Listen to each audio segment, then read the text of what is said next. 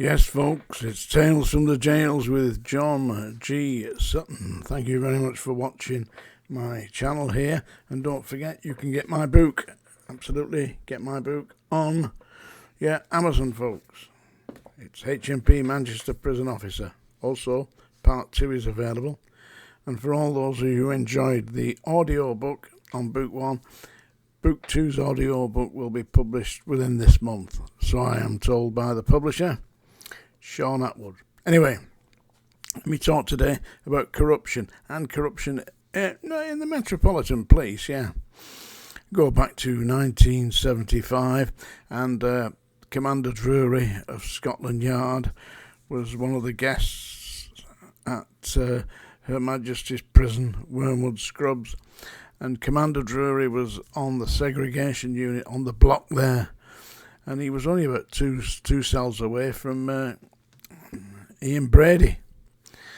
How far down in the world do you come from being a commander at Scotland Yard to being a cellmate next to a serial killer, one of the most notorious serial killers in Britain, Commander Drury? He'd been taking money off a man called Bernie Silver. Bernie Silver was known as the King of Soho. He ran all the prostitutes and the drugs in Soho in the 1960s and 70s. I met Bernie Silver when he was on the hospital ward. He was suffering from a form of syphilis, and inadvertently one night on the hospital ward, when I was in charge of the hospital ward there, I fell asleep. I woke up about 3 o'clock in the morning. I sat in the chair, just fell asleep, And it's supposed to stay awake, but I didn't. I woke up, Bernie Silver sat on my knee trying to kiss me, and he's trying to stick his tongue in my mouth.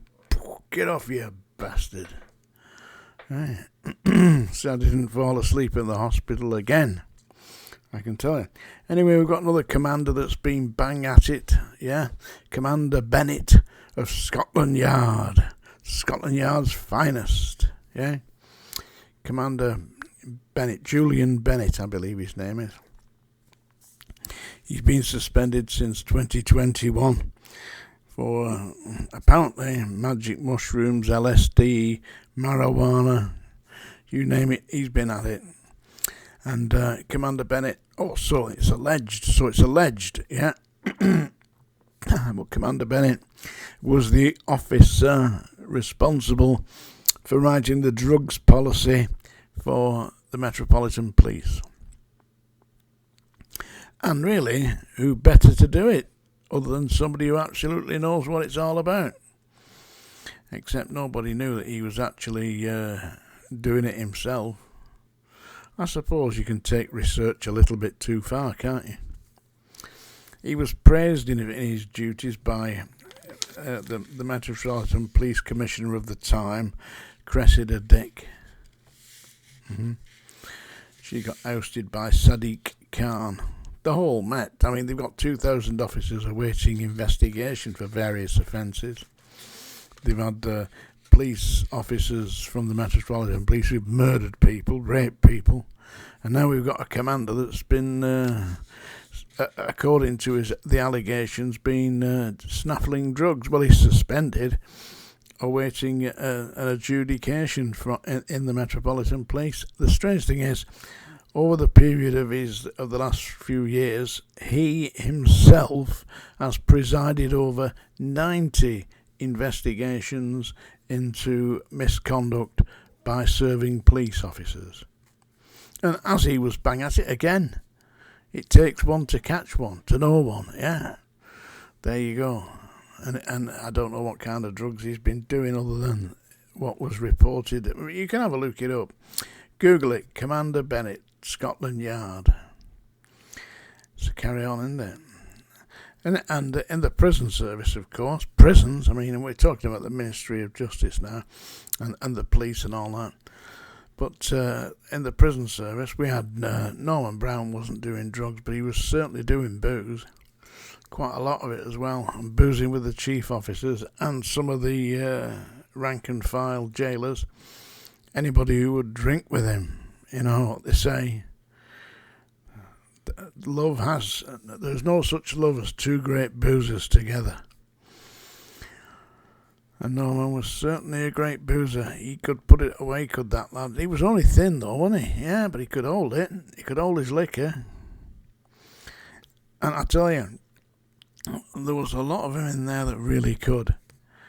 There were about 3 of them got done for drunk driving. What the police used to do was sit outside the club in a police car round the corner and wait for them coming out, see what car they got into, then stop them down Bury New Road. Well, one poor lad, he got done twice, and they said, right, you know, if you get done again, you're going to prison. He resigned, and he was a nice man apart from the drink driving, you know. Strange thing. They had a big drinking ethos in the prisons and in the police at the time. When he joined the CID in 1975, something like that, the first thing you do, your first initiation was going all around the pubs.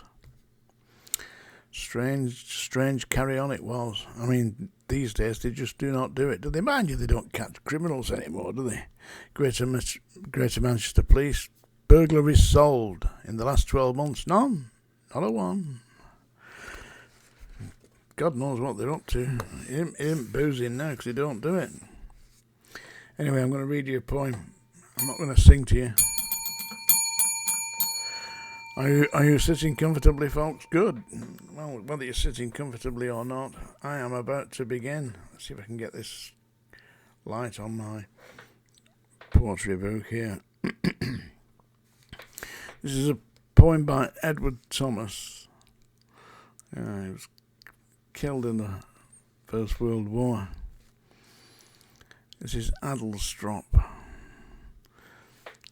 Yes, I remember Addlestrop, the name, because one afternoon of heat, the express train drew up there unwontedly. It was late June. The steam hissed.